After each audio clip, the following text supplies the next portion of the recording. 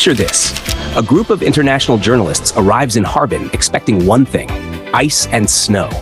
And in the middle of July, that is exactly what they get. They zip up winter coats, step into a frozen world, and watch a northern city turn cold into art, entertainment, and a year-round industry. Already, that is pretty remarkable. But that is where the story begins, not where it ends. Soon, they are meeting the designers behind these enormous ice worlds. The people turning ordinary blocks of ice into architecture, fantasy, and experiences visitors can enjoy in any season. And then, the entire story changes direction. At Harbin Institute of Technology, the conversation moves from ice to orbit.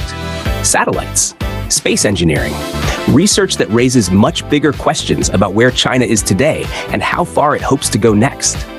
And somehow, the range keeps expanding. They watch surgical robots help doctors perform extraordinarily precise procedures. Then, out on the black soil of northeast China, technology takes on a completely different form. Smart machines help farmers navigate fields, improve efficiency, and rethink how agriculture can work. Just consider that journey: outer space, operating rooms, farmland, all within one trip. And that is what makes Harbin so difficult to reduce to a single story. Then night falls, and the pace changes.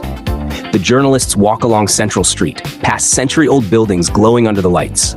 There is music in the air, cafes are busy, families are out enjoying the summer evening. And for a moment, China is not a political concept or a breaking news headline. It is simply people living their lives. But then, the mood changes. The journey takes them to the museum documenting the crimes of Unit 731. This is the heaviest part of the visit, and it needs to be approached quietly. Because understanding a city does not mean seeing only what is beautiful, innovative, or easy to celebrate. It also means seeing how that city preserves evidence, carries memory, and passes difficult history to the next generation. And suddenly, the whole journey begins to make sense. This was never simply a story about ice, or technology, or even Harbin. It was about how all of these things can exist in the same place. A piece of ice, a century-old street, a spacecraft, a surgical robot, a field stretching toward the horizon, and a history that must not be forgotten. Every visitor will leave with a different version of Harbin. One may remember the frozen air in July. Another may remember Central Street at night. Someone else may still be thinking about a satellite, a surgical robot, or the silence inside that museum. And that is what makes these experiences powerful.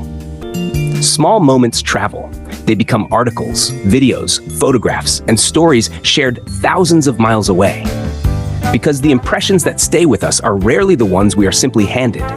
They are the ones we see for ourselves. The ones we feel, the ones we carry home, and the ones we keep thinking about long after the journey is over.